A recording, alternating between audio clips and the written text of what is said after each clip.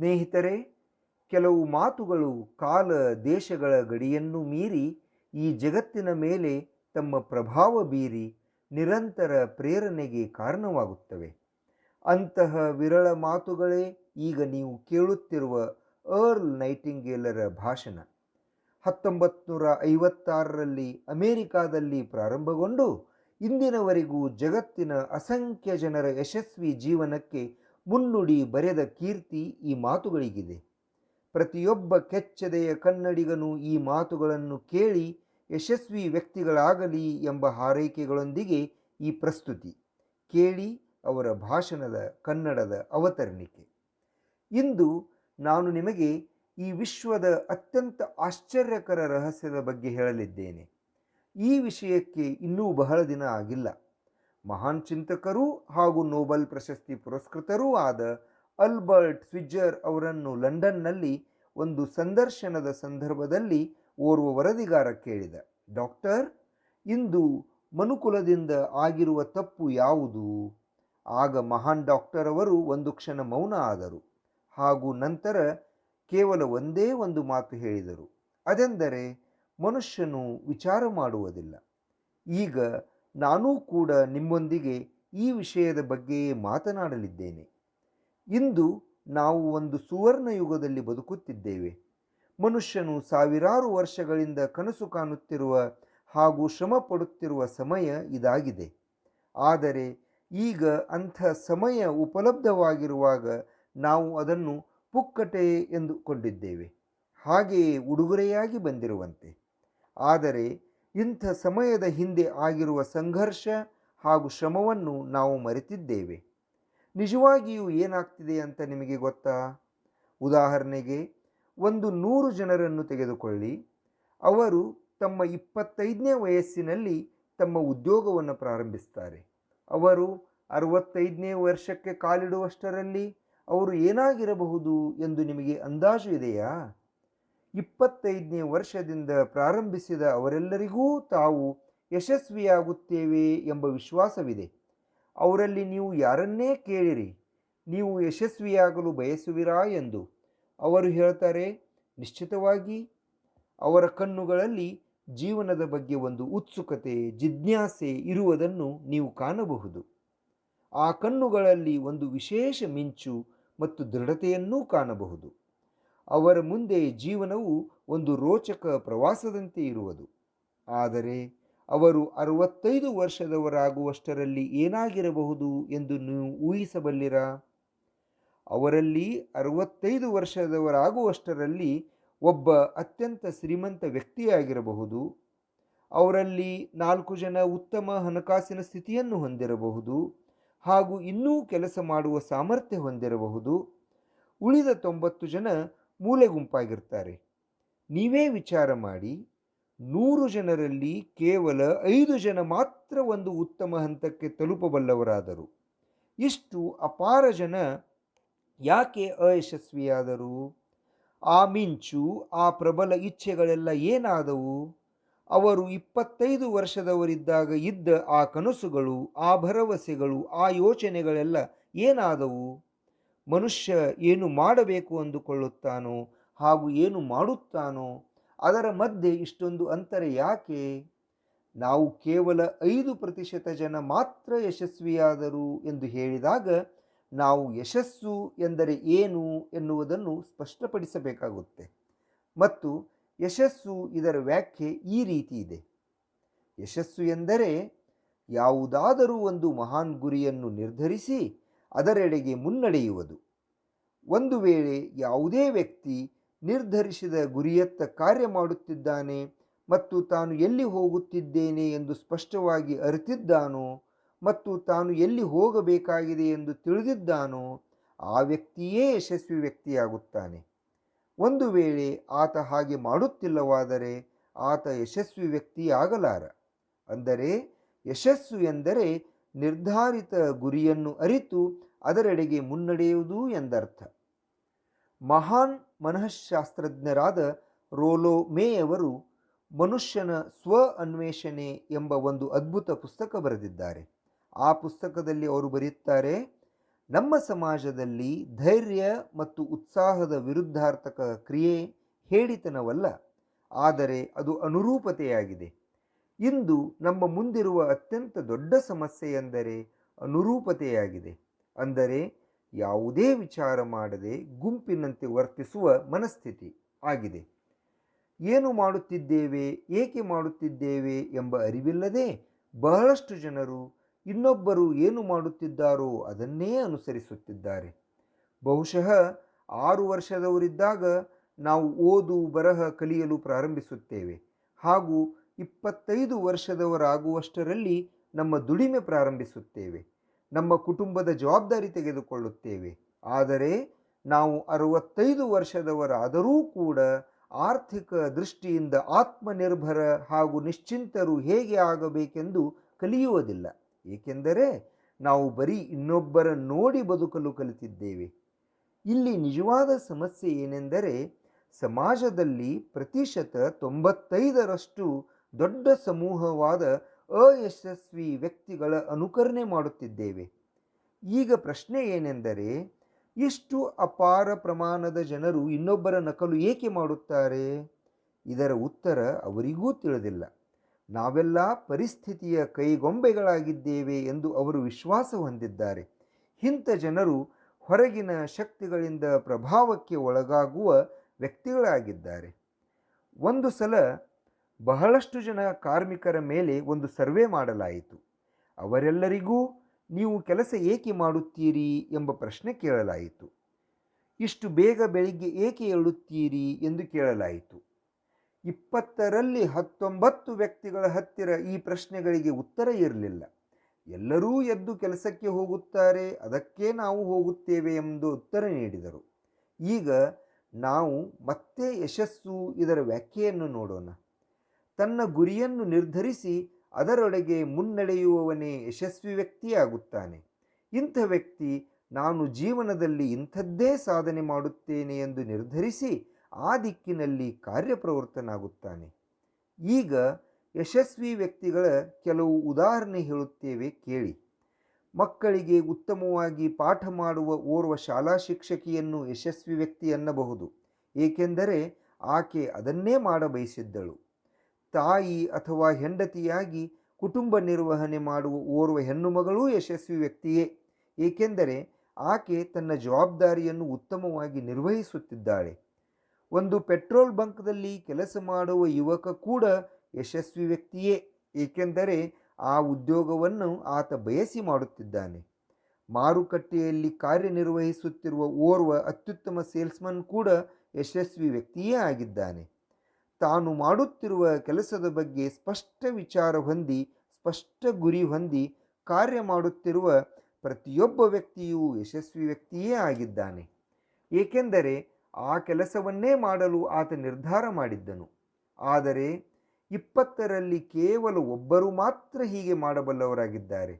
ಮತ್ತೆ ಇನ್ನೊಬ್ಬರ ಜೊತೆ ಪ್ರತಿಸ್ಪರ್ಧೆ ಮಾಡುವ ಬದಲು ನಾವು ನಮ್ಮದೇ ಆದ ಮೌಲ್ಯಯುತ ಸೃಜನಶೀಲತೆಯನ್ನು ಸ್ಥಾಪನೆ ಮಾಡಬೇಕಿದೆ.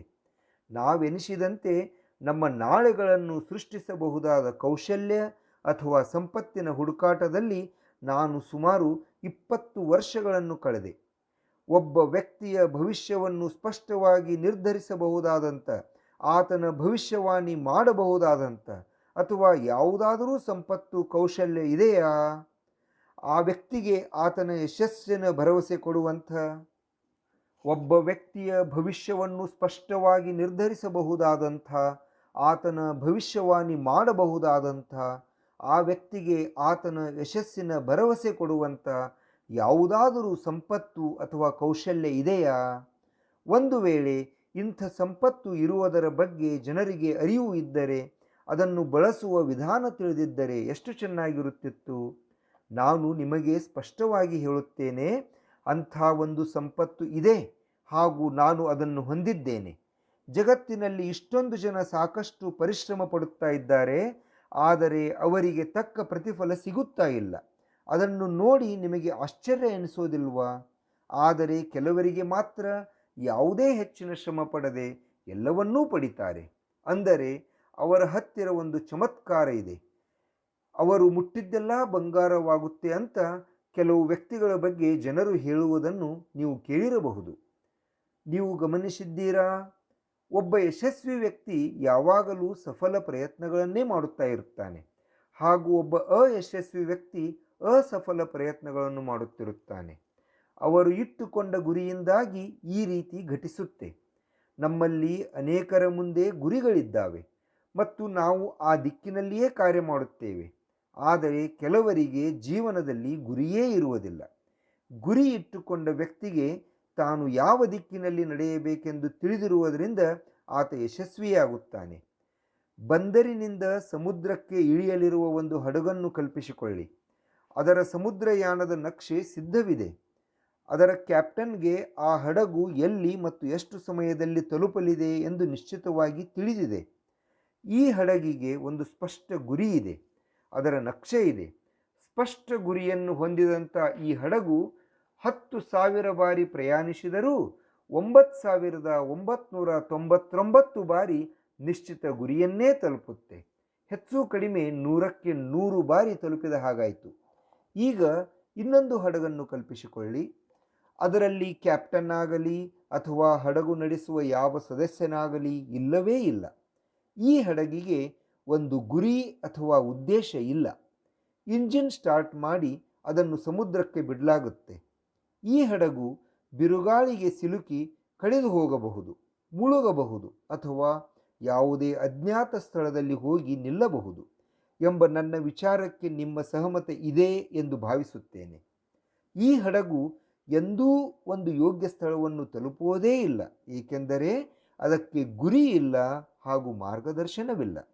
ಅದರಂತೆಯೇ ಮನುಷ್ಯನಿಗೂ ಈ ಮಾತೇ ಅನ್ವಯವಾಗುತ್ತೆ. ಒಬ್ಬ ಸೇಲ್ಸ್ಮ್ಯಾನ್ನ ಉದಾಹರಣೆ ತೆಗೆದುಕೊಳ್ಳಿ. ಇಂದು ಓರ್ವ ಕುಶಲ ಸೇಲ್ಸ್ಮ್ಯಾನ್ಗೆ ಇರುವಷ್ಟು ಯಶಸ್ಸಿನ ನಿರೀಕ್ಷೆ ಮತ್ತೆ ಬೇರೆ ಉದ್ಯೋಗದಲ್ಲಿಲ್ಲ. ಒಂದು ವೇಳೆ ನಮ್ಮಲ್ಲಿ ಗುರಿ ಇದ್ದರೆ, ನಮ್ಮ ಕಾರ್ಯಕ್ಷೇತ್ರದಲ್ಲಿ ಜಾಣ್ಮೆ ಇದ್ದರೆ, ಇಂದು ಸೇಲ್ಸ್ಮನ್ ಉದ್ಯೋಗ ಅತಿ ಹೆಚ್ಚು ಆದಾಯ ಗಳಿಸುವ ಉದ್ಯೋಗವಾಗಿದೆ. ಇಂದು ಪ್ರತಿಯೊಂದು ಕಂಪನಿಗೂ ಕುಶಲ ಸೇಲ್ಸ್ಮನ್ಗಳ ಅವಶ್ಯಕತೆ ಇದೆ. ಹೀಗಾಗಿ ಅವರು ಹೆಚ್ಚು ಹೆಚ್ಚು ಸಂಬಳ ಕೊಡಲು ತಯಾರಿದ್ದಾರೆ. ಅಲ್ಲಿ ಔದ್ಯೋಗಿಕ ಉನ್ನತಿಗೆ ವಿಪುಲ ಅವಕಾಶಗಳಿವೆ. ಆದರೆ ಅಂಥ ಕುಶಲ ವ್ಯಕ್ತಿಗಳ ಕೊರತೆ ಇದೆ. ಒಬ್ಬರು ಹೇಳುತ್ತಾ ಇದ್ದರು, ಇಂದು ಶ್ರೀಮಂತರು ಅತಿಯಾದ ಲಾಭವನ್ನು ಮಾಡಿಕೊಳ್ಳುವುದನ್ನು ತಡೆಗಟ್ಟುವುದಕ್ಕಿಂತಲೂ ಬಡವರು ನಷ್ಟ ಅನುಭವಿಸುವುದನ್ನು ತಡೆಗಟ್ಟಲು ಹೆಚ್ಚು ಶ್ರಮ ಪಡಬೇಕಿದೆ. ಇಂದಿನ ಅರ್ಥವ್ಯವಸ್ಥೆಯನ್ನು ಓರ್ವ ದನಗಾಹಿ ಯುವಕನೊಂದಿಗೆ ಹೋಲಿಸಬಹುದು. ಯಾವ ರೀತಿ ಓರ್ವ ದನಗಾಹಿಯು ತನ್ನ ಅತ್ಯಂತ ದುರ್ಬಲ ಹಸುವನ್ನು ಕಾಪಾಡಿಕೊಳ್ಳುತ್ತಾ ಬರಲು ಹಿಂದೆ ಉಳಿಯುವನೋ, ಆ ರೀತಿ ಇಂದು ಅರ್ಥವ್ಯವಸ್ಥೆಯು ತನ್ನ ದುರ್ಬಲ ವರ್ಗವನ್ನು ರಕ್ಷಿಸುವ ಭರದಲ್ಲಿ ವೇಗ ಕಳೆದುಕೊಂಡಿದೆ. ಆದ್ದರಿಂದ ಇಂದು ಒಂದು ಹೊತ್ತಿನ ಊಟ ಗಳಿಸುವುದು ಸರಳವಾಗಿದೆ. ಕುಟುಂಬವನ್ನು ನಿರ್ವಹಿಸುವುದಕ್ಕೆ ಹಾಗೂ ಜೀವನ ಕಳೆಯುವುದಕ್ಕೆ ಬಹಳ ಪ್ರತಿಭೆಯ ಅವಶ್ಯಕತೆ ಏನೂ ಇಲ್ಲ. ಸಾಮಾನ್ಯವಾಗಿ ಓರ್ವ ವ್ಯಕ್ತಿ ಈ ಒಂದು ಹೊತ್ತಿನ ಊಟದ ಹುಡುಕಾಟದಲ್ಲಿ ಇರುತ್ತಾನೆ ಹಾಗೂ ಅದು ಆತನಿಗೆ ಲಭ್ಯವೂ ಆಗಿದೆ. ಆದರೆ ಈ ಒಂದು ಹೊತ್ತಿನ ಊಟದ ಸೀಮಾರೇಖೆಗಿಂತಲೂ ಎಷ್ಟು ಎತ್ತರದಲ್ಲಿ ನಮ್ಮ ಗುರಿ ಇಡಬೇಕೆಂಬುದನ್ನು ನಾವು ನಿರ್ಧರಿಸಬೇಕಿದೆ. ಬನ್ನಿ ಮತ್ತೆ ನಾವು ಈಗ ಈ ಜಗತ್ತಿನ ಆಶ್ಚರ್ಯಕರ ರಹಸ್ಯದ ಕಥೆಯನ್ನು ಕೇಳೋಣ.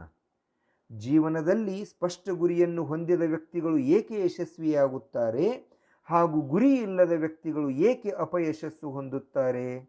ಈ ಕುರಿತು ಈಗ ಒಂದೆರಡು ಮಾತು ಹೇಳುತ್ತೇನೆ. ಲಕ್ಷ್ಯವಿಟ್ಟು ಕೇಳಿ.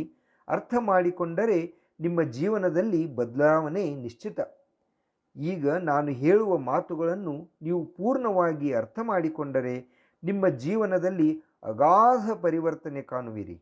ನೀವು ಬಯಸುತ್ತಿರುವ ಸೌಭಾಗ್ಯ ನಿಮ್ಮ ಮನೆ ಬಾಗಿಲಿಗೆ ಬರುತ್ತೆ. ನೀವು ಏನೆಲ್ಲ ಬಯಸುವಿರೋ ಅದೆಲ್ಲ ಸಾಕಾರವಾಗುತ್ತೆ. ನಿಮ್ಮ ಚಿಂತೆ, ಸಮಸ್ಯೆಗಳು ಹಾಗೂ ವಿಪರೀತ ಪರಿಸ್ಥಿತಿಗಳಿಂದ ಮುಕ್ತರಾಗುವಿರಿ. ಸಂಶಯ ಹಾಗೂ ಭಯಗಳು ನಿಮ್ಮಿಂದ ಬಹುದೂರ ಹೋಗುವವು. ಯಶಸ್ಸು ಹಾಗೂ ಅಪಯಶಸ್ಸಿನ ಕೀಲಿಕೈ ಯಾವುದು ಎಂಬುದು ಹೇಳುತ್ತೇನೆ ಕೇಳಿರಿ. ನಾವು ಹೇಗೆ ಯೋಚಿಸುತ್ತೇವೆಯೋ ಹಾಗೆಯೇ ಆಗುತ್ತೇವೆ. ಮತ್ತೊಮ್ಮೆ ಹೇಳುತ್ತೇನೆ ಕೇಳಿ. ನಾವು ಹೇಗೆ ಯೋಚಿಸುತ್ತೇವೆಯೋ ಹಾಗೆಯೇ ಆಗುತ್ತೇವೆ. ಇಡೀ ಇತಿಹಾಸದಲ್ಲಿ ಯಾವುದೇ ಮಹಾನ್ ಬುದ್ಧಿಮಾನ್ ವ್ಯಕ್ತಿಗಳನ್ನು ನೋಡಿದಾಗ ಅವರು ಶಿಕ್ಷಕರೇ ಆಗಿರಲಿ, ದಾರ್ಶನಿಕರೇ ಆಗಿರಲಿ, ಧರ್ಮಗುರುಗಳೇ ಆಗಿರಲಿ, ಅವರ ಅನೇಕ ವಿಚಾರಗಳಲ್ಲಿ ಮತಭೇದ ಕಂಡುಬರುತ್ತದೆ. ಆದರೆ ಈ ಒಂದು ವಿಷಯದಲ್ಲಿ ಮಾತ್ರ ಅವರೆಲ್ಲರೂ ಸಹಮತ ಹೊಂದಿದ್ದಾರೆ. ಮಹಾನ್ ರೋಮ್ ಸಾಮ್ರಾಟ್ ಮಾರ್ಕಸ್ ಎಲಿಯೋನಿಸ್ ಕೂಡ ಹೇಳಿದ್ದರು, ಮನುಷ್ಯನ ಜೀವನ ಅವನ ವಿಚಾರಗಳಿಂದ ರೂಪುಗೊಳ್ಳುತ್ತೆ ಎಂದು. ಇಸ್ರೇಲಿಯೂ ಕೂಡ ಇದೇ ಮಾತು ಹೇಳಿದ್ದಾರೆ. ಒಂದು ವೇಳೆ ಮನುಷ್ಯ ಬಯಸಿದರೆ ಹಾಗೂ ಪ್ರತೀಕ್ಷೆ ಮಾಡಿದರೆ ಆತನಿಗೆ ಪ್ರತಿ ವಸ್ತು ದೊರಕುತ್ತದೆ. ಬಹಳಷ್ಟು ಕಾಲ ಚಿಂತನ ಮಂಥನ ಮಾಡಿದ ಮೇಲೆ ನಾನೊಂದು ನಿರ್ಧಾರಕ್ಕೆ ಬಂದಿದ್ದೇನೆ. ನಿಶ್ಚಿತ ಗುರಿಯುಳ್ಳ ಮನುಷ್ಯ ಎಂಥದೇ ಸಂದರ್ಭದಲ್ಲಿಯೂ ಅದನ್ನು ಪೂರ್ಣಗೊಳಿಸುತ್ತಾನೆ. ಒಂದು ವೇಳೆ ದೃಢ ಸಂಕಲ್ಪವಿದ್ದರೆ ಅವನ ದಾರಿಗೆ ಏನೂ ಅಡ್ಡಿ ಬರುವುದಿಲ್ಲ. ರಾಲ್ಫ್ ವಾಲ್ಡೋ ಎಮರ್ಸನ್ ಹೇಳುತ್ತಾರೆ, ಒಬ್ಬ ವ್ಯಕ್ತಿ ದಿನಪೂರ್ತಿ ಏನು ವಿಚಾರ ಮಾಡುತ್ತಾನೋ ಹಾಗೆಯೇ ಆಗುತ್ತಾನೆ. ವಿಲಿಯಂ ಜೇಮ್ಸ್ ಹೇಳ್ತಾರೆ, ನಮ್ಮ ಕಾಲದ ಒಂದು ಆವಿಷ್ಕಾರವೆಂದರೆ ಮನುಷ್ಯನು ತನ್ನ ವಿಚಾರಗಳಲ್ಲಿ ಬದಲಾವಣೆ ತರುವುದರ ಮೂಲಕ ತನ್ನ ಜೀವನದಲ್ಲಿಯೂ ಬದಲಾವಣೆ ತರಬಲ್ಲನು. ಆದರೆ ಇಲ್ಲಿ ಬಹುಮುಖ್ಯ ಎಂದರೆ ಮನುಷ್ಯನು ತಾನು ಬಯಸಿದ ವಸ್ತುಗಳೆಲ್ಲ ತನಗೆ ಲಭ್ಯವೇ ಆಗಿವೆ ಎಂಬುದನ್ನು ಸಂಪೂರ್ಣ ನಂಬಬೇಕು. ಆ ವಸ್ತು ಅಥವಾ ಪರಿಸ್ಥಿತಿಯೊಂದಿಗೇನೆ ನಾನು ಇದ್ದೀನಿ ಎಂಬಂತೆ ಜೀವಿಸಬೇಕು. ಬರಬರುತ್ತಾ ಆ ವಿಚಾರಗಳು ನಮ್ಮ ಜೀವನದೊಂದಿಗೆ ಸಂಪರ್ಕ ಸಾಧಿಸಿ ಸಾಕಾರಗೊಳ್ಳುತ್ತವೆ. ಅವರು ಮತ್ತೆ ಹೇಳ್ತಾರೆ, ನೀವು ಯಾವ ಪರಿಣಾಮದ ಕುರಿತು ಹೆಚ್ಚು ಚಿಂತನೆ ಮಾಡುತ್ತೀರೋ ಅದನ್ನು ನೀವು ಹೊಂದುತ್ತೀರಿ. ನೀವು ಶ್ರೀಮಂತರಾಗಬೇಕೆಂದು ಬಯಸಿದರೆ ನಿಶ್ಚಿತವಾಗಿ ಶ್ರೀಮಂತರಾಗುತ್ತೀರಿ. ನೀವು ವಿದ್ವಾನರಾಗಬೇಕೆಂದು ಬಯಸಿದರೆ ವಿದ್ವಾನರಾಗುತ್ತೀರಿ. ನೀವು ಒಳ್ಳೆಯವರಾಗಬೇಕೆಂದು ಬಯಸಿದರೆ ಒಳ್ಳೆಯವರಾಗುತ್ತೀರಿ. ಇದಕ್ಕೆಲ್ಲ ನೀವು ಮಾಡಬೇಕಾದದ್ದು ಇಷ್ಟು: ನಿಮ್ಮ ಗುರಿಯ ಬಗ್ಗೆ ವಾಸ್ತವಿಕ ಇಚ್ಛಾಶಕ್ತಿಯನ್ನು ಬೆಳೆಸಿಕೊಳ್ಳಿರಿ. ನಿಮ್ಮ ಜೀವನದ ಗುರಿ ಅದೊಂದೇ ಎಂಬಂತೆ ಇರಿ. ಒಂದೇ ಸಮಯದಲ್ಲಿ ಅನೇಕ ವಿಷಯಗಳ ಗುರಿಗಳ ಬಗ್ಗೆ ನಿಮ್ಮ ಗಮನ ಹರಿಯದಿರಲಿ. ಧರ್ಮ ಗ್ರಂಥದ ಈ ಮಾತು ನಿಮಗೆ ನೆನಪಿರಬಹುದು, ಯಾರು ವಿಶ್ವಾಸವಿಡುತ್ತಾರೋ ಅವರಿಗೆ ಎಲ್ಲವೂ ಲಭಿಸುತ್ತದೆ.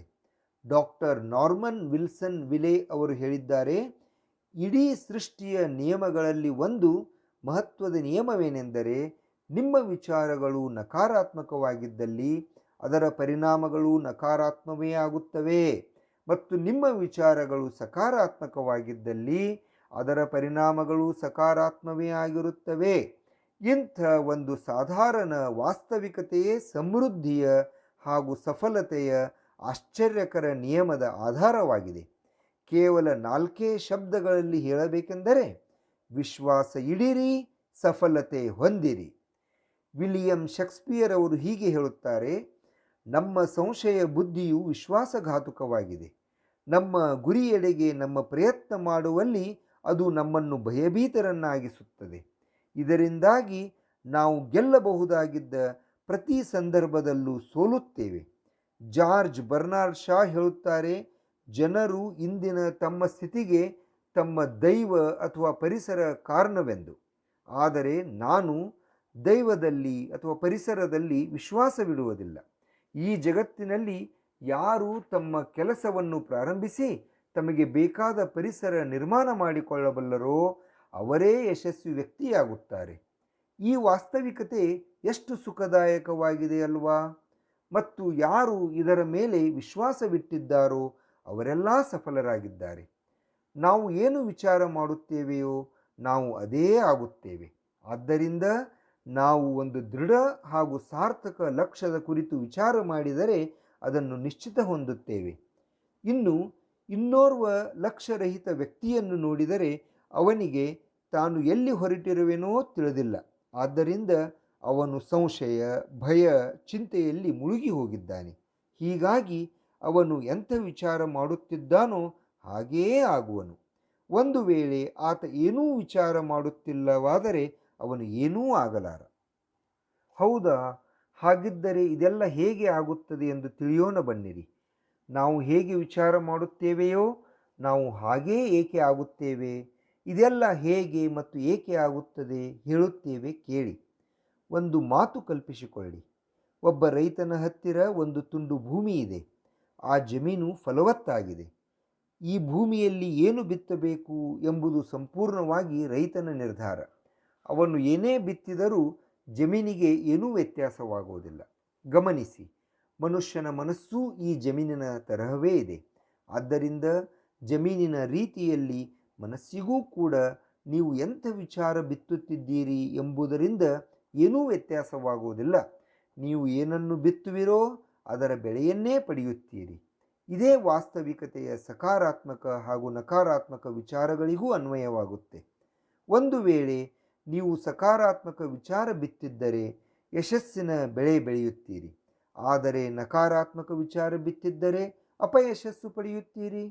ಆ ರೈತನ ಕೈಯಲ್ಲಿ 2 ರೀತಿಯ ಬೀಜಗಳು ಇವೆ ಎಂದು ಕಲ್ಪಿಸಿ. ಒಂದು ಉಪಯುಕ್ತ ಧಾನ್ಯದ ಬೀಜ ಹಾಗೂ ಇನ್ನೊಂದು ವಿಷಕಾರಿ ಕಸದ ಬೀಜ.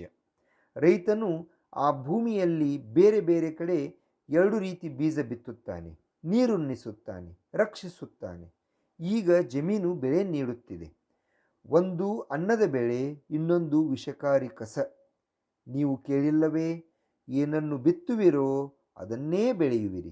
ನೆನಪಿಡಿ, ತಾನು ಅನ್ನ ನೀಡುತ್ತಿದ್ದೇನೋ ಅಥವಾ ಕಸ ನೀಡುತ್ತಿದ್ದೇನೋ ಎಂಬ ಅರಿವು ಆ ಜಮೀನಿಗಿಲ್ಲ.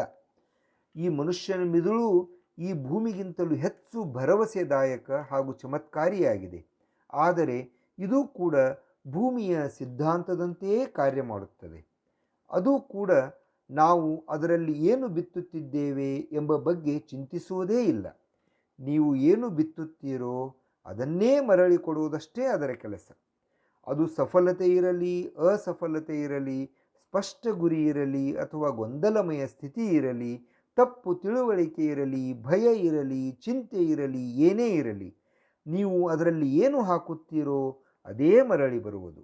ನಿಮಗೆ ಗೊತ್ತಾ, ಈ ಭೂಮಿಯ ಮೇಲೆ ಇನ್ನೂ ಸಾಕಷ್ಟು ಅನ್ವೇಷಣೆಯಾಗಬೇಕಾದ ಒಂದು ಭಾಗವಿದೆ. ಅದು ಮನುಷ್ಯನ ಮೆದುಳು. ಅದರಲ್ಲಿ ನಮ್ಮ ಕಲ್ಪನೆಗೂ ಮೀರಿದ ಸುಖ ಸಮೃದ್ಧಿಗಳು ತುಂಬಿ ತುಳುಕುತ್ತಿವೆ. ಅದರಲ್ಲಿ ನಾವು ಸಕಾರಾತ್ಮಕತೆಯನ್ನು ಬಿತ್ತಿದರೆ ಅದು ದೊಡ್ಡ ಪ್ರಮಾಣದಲ್ಲಿ ಸುಖ ಸಮೃದ್ಧಿಯನ್ನು ಮರಳಿಸುತ್ತದೆ. ಹಾಗಿದ್ದರೆ ನೀವು ಕೇಳಬಹುದು, ಇದು ಸರಿ ಇದ್ದರೆ ಜನರು ಏಕೆ ತಮ್ಮ ಮಿದುಳು ಉಪಯೋಗಿಸುವುದಿಲ್ಲ ಎಂದು. ಜನರ ಹತ್ತಿರ ಇದಕ್ಕೂ ಕೂಡ ಉತ್ತರವಿದೆ. ನಮಗೆ ಜನ್ಮದಿಂದಲೂ ಈ ಮೆದುಳು ಎನ್ನುವ ಉನ್ನತ ಯಂತ್ರ ದೊರೆತಿದೆ, ಅದೂ ಉಚಿತವಾಗಿ.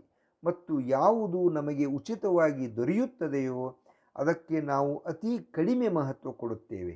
ಮತ್ತು ಯಾವುದು ದುಡ್ಡಿಗೆ ದೊರೆಯುತ್ತದೆಯೋ ಅದಕ್ಕೆ ಹೆಚ್ಚು ಮಹತ್ವ ಕೊಡುತ್ತೇವೆ.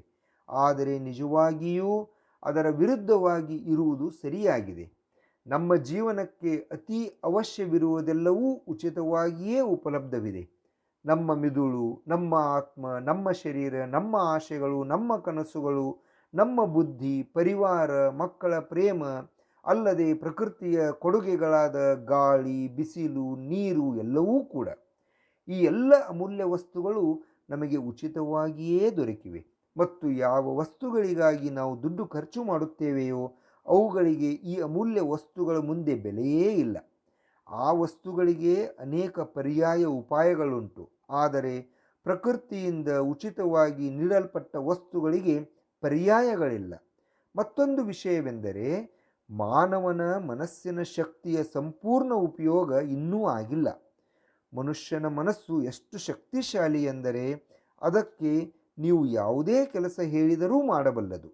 ಆದರೆ ಸಾಮಾನ್ಯವಾಗಿ ನಾವು ಅದನ್ನು ದೊಡ್ಡ ಹಾಗೂ ಮಹತ್ವಪೂರ್ವ ಕಾರ್ಯಗಳಿಗಾಗಿ ಬಳಸುವ ಬದಲು ಚಿಕ್ಕ ಪುಟ್ಟ ಕಾರ್ಯಗಳಿಗೆ ಬಳಸುತ್ತೇವೆ.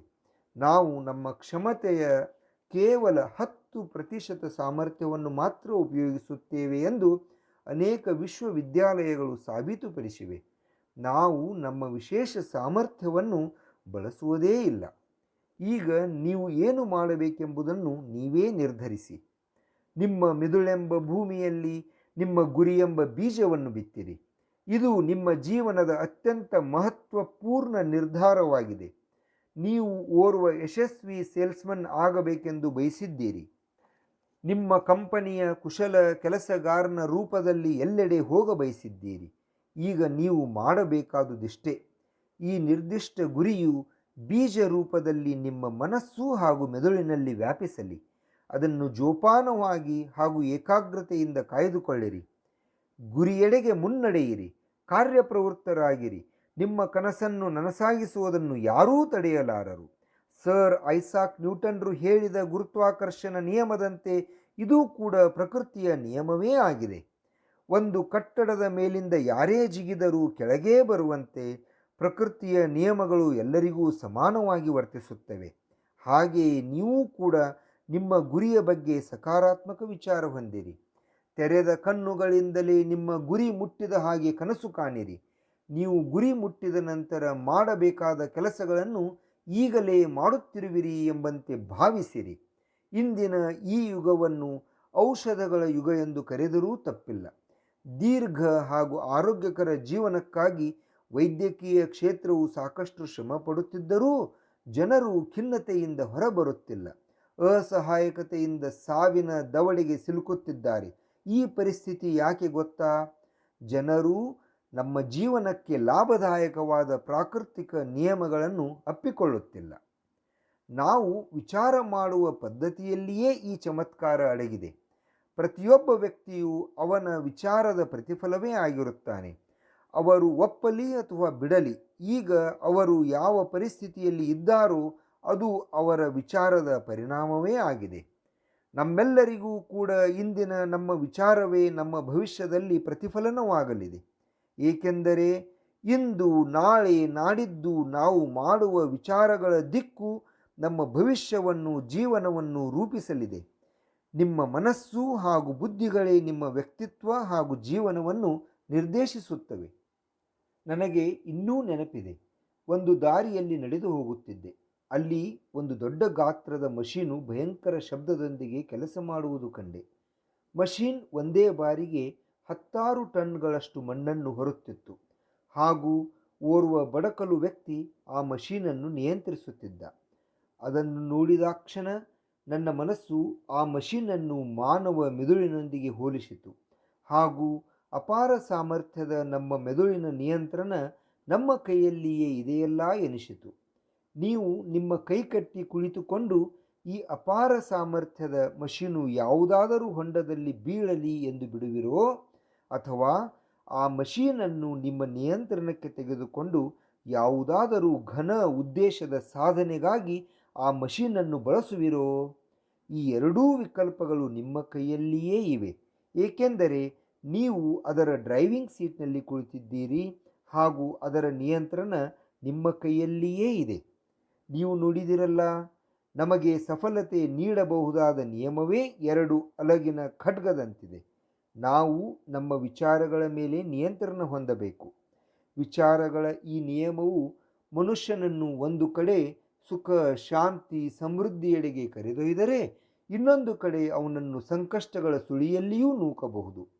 ಮನುಷ್ಯನು ಯಾವ ರೀತಿ ಆ ನಿಯಮ ಉಪಯೋಗಿಸುತ್ತಾನೋ ಎಂಬುದರ ಮೇಲೆ ಅದರ ಪರಿಣಾಮ ನಿರ್ಧಾರವಾಗಿದೆ. ಇದೇ ಈ ಜಗತ್ತಿನ ಆಶ್ಚರ್ಯಕರ ರಹಸ್ಯವಾಗಿದೆ. ಹಾಗಿದ್ದರೆ ಅದಕ್ಕೆ ಆಶ್ಚರ್ಯಕರ ಏಕೆನ್ನಬೇಕು, ರಹಸ್ಯ ಏಕೆನ್ನಬೇಕು ಎಂದು ನೋಡೋಣ. ವಾಸ್ತವವಾಗಿ ಇದು ರಹಸ್ಯವೇ ಅಲ್ಲ. ಮೊದಮೊದಲು ಓರ್ವ ಬುದ್ಧಿಮಾನ್ ವ್ಯಕ್ತಿ ಇದನ್ನು ಪ್ರಮಾಣಿಸಿ ನೋಡಿದ್ದ. ನಂತರ ನಮ್ಮ ಧರ್ಮ ಗ್ರಂಥಗಳಲ್ಲಿ ಇದರ ಬಗ್ಗೆ ಸಾಕಷ್ಟು ಬಾರಿ ಉಲ್ಲೇಖಿಸಲಾಗಿದೆ. ಆದರೆ ಅತೀ ಕೆಲವು ಜನರು ಮಾತ್ರ ಇದನ್ನು ಅರ್ಥ ಮಾಡಿಕೊಂಡು ಕಲಿತರು.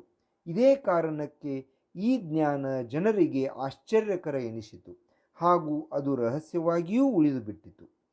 ಒಂದು ವೇಳೆ ನೀವು ನಿಮ್ಮೂರಿನ ಗಲ್ಲಿಗಳಲ್ಲಿ ತಿರುಗಾಡಿ ಪ್ರತಿಯೊಬ್ಬ ವ್ಯಕ್ತಿಯನ್ನು ಸಫಲತೆಯ ರಹಸ್ಯವೇನು ಎಂದು ಕೇಳಿದರೆ ನಿಮಗೆ ಸ್ಪಷ್ಟ ಉತ್ತರ ಸಿಗಲಾರದು. ಇಂದು ನಾವೇನು ಈಗ ತಿಳಿದುಕೊಂಡೆವೋ ಅದು ಅತ್ಯಂತ ಅಮೂಲ್ಯವಾಗಿದೆ. ಅದನ್ನು ಸರಿಯಾಗಿ ತಿಳಿದುಕೊಂಡು ಜೀವನದಲ್ಲಿ ಅಳವಡಿಸಿಕೊಳ್ಳುವಂತಾಗಿದೆ. ಇದು ಕೇವಲ ನಮಗಾಗಿ ಅಲ್ಲ, ನಮ್ಮೊಂದಿಗೆ ಸಂಬಂಧವಿರುವ ಪ್ರತಿಯೊಬ್ಬರಿಗೂ ಮಹತ್ವಪೂರ್ಣವಾಗಿದೆ. ಜೀವನವು ನೀರಸವಾಗಿರದೆ ಉತ್ತೇಜನಾಪೂರ್ವಕ ಅಭಿಯಾನವಾಗಿರಬೇಕು. ಪ್ರತಿಯೊಬ್ಬರೂ ತಮ್ಮ ಜೀವನವನ್ನು ಸಂಪೂರ್ಣವಾಗಿ ಜೀವಿಸಬೇಕು. ಬೆಳಿಗ್ಗೆ ನಿದ್ದೆಯಿಂದ ಎಚ್ಚರವಾದ ಮೇಲೆ ಖುಷಿಯಿಂದ ಏಳಬೇಕು. ತನ್ನ ಮನದಿಚ್ಛೆಯ ಕೆಲಸ ಕಾರ್ಯಗಳಲ್ಲಿ ತೊಡಗಬೇಕು. ಒಂದು ಬಾರಿ ನಾನು ಓರ್ವ ದೈನಿಕ ಪತ್ರಿಕೆಯ ಸಂಪಾದಕರ ಒಂದು ವ್ಯಾಖ್ಯಾನ ಕೇಳಿದ್ದೆ.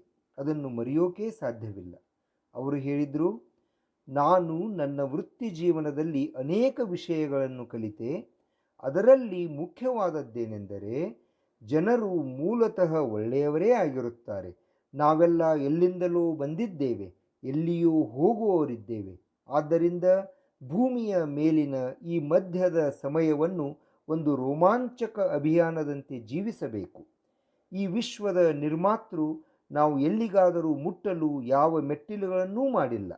ಆದರೆ ಆ ಸೃಷ್ಟಿಕರ್ತನು ಒಂದು ರಹಸ್ಯವನ್ನು ಮಾತ್ರ ಕಾಲಕಾಲಕ್ಕೆ ಬಿಚ್ಚಿಡುತ್ತಾ ಬಂದಿದ್ದಾನೆ. ಅದೆಂದರೆ, ನೀವು ಯಾವುದರಲ್ಲಿ ವಿಶ್ವಾಸವಿಡುವಿರೋ ಅದು ಘಟಿಸುವುದು. ನೀವು 30 ದಿನಗಳ ಕಾಲ ಇದನ್ನು ಪರೀಕ್ಷಿಸಿ ನೋಡಿ.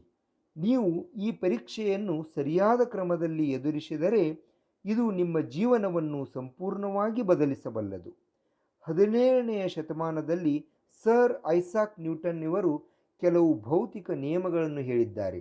ಈ ನಿಯಮಗಳು ಸೃಷ್ಟಿಯ ಎಲ್ಲ ವಸ್ತುಗಳೊಂದಿಗೆ ಮನುಷ್ಯನಿಗೂ ಅನ್ವಯವಾಗುತ್ತವೆ. ಪ್ರತಿ ಕ್ರಿಯೆಗೂ ಸಮಾನವಾದ ಮತ್ತು ವಿರುದ್ಧವಾದ ಪ್ರತಿಕ್ರಿಯೆ ಇರುತ್ತದೆ ಎಂಬುದು ಒಂದು ನಿಯಮ. ಇದನ್ನು ನಮ್ಮ ಜೀವನಕ್ಕೆ ಅನ್ವಯಿಸಿದರೆ ನಾವು ಯೋಗ್ಯ ಬೆಲೆ ಕೊಡಲಾರದೆ ನಮಗೆ ಯಾವುದೂ ದೊರೆಯುವುದಿಲ್ಲ.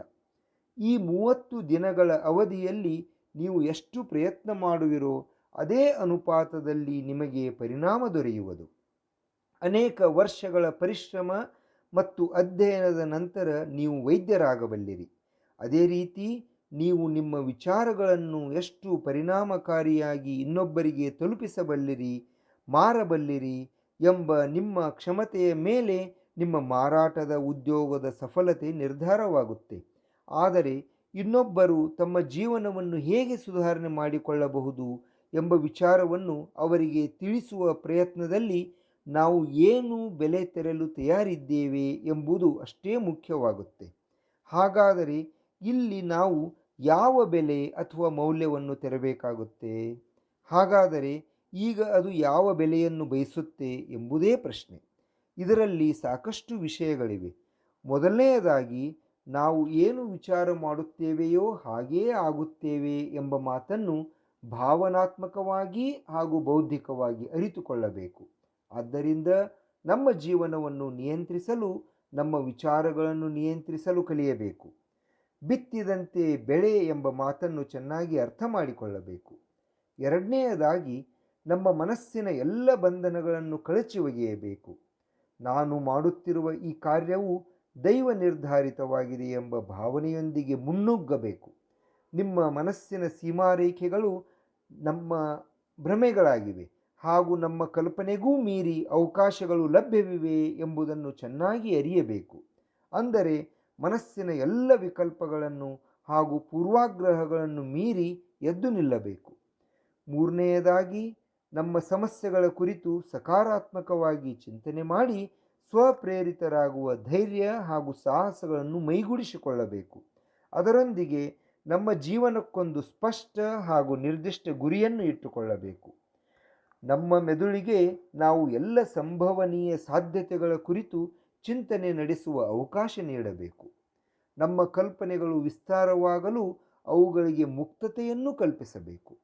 ಈ ನಮ್ಮ ಗುರಿ ಸಾಧನೆಯ ಮಾರ್ಗದಲ್ಲಿ ಯಾವುದೋ ಒಂದು ಪರಿಸ್ಥಿತಿ ನಮ್ಮನ್ನು ಸೋಲಿನೆಡೆಗೆ ನೂಕಬಹುದು ಎಂಬ ವಿಚಾರವನ್ನೇ ತೆಗೆದುಹಾಕಬೇಕು. ನಮ್ಮ ಗುರಿಯೆಡೆಗೆ ನಡೆಯುವ ಮಾರ್ಗವು ಸ್ಪಷ್ಟವಾಯಿತೆಂದರೆ ತತ್ಪರತೆಯಿಂದ ಕಾರ್ಯಪ್ರವೃತ್ತರಾಗಬೇಕು ಹಾಗೂ ಎಲ್ಲ ಅವಕಾಶಗಳು ಹಾಗೂ ಸಂಪನ್ಮೂಲಗಳು ನಮ್ಮ ಮುಂದಿವೆ ಎಂಬ ಭಾವನೆ ಹೊಂದಬೇಕು. ಮತ್ತು ನಾಲ್ಕನೆಯದಾಗಿ, ನೀವು ಏನು ಗಳಿಸುವಿರೋ ಅದರ ಪ್ರತಿಶತ 10ರಷ್ಟು ಉಳಿಸಿರಿ.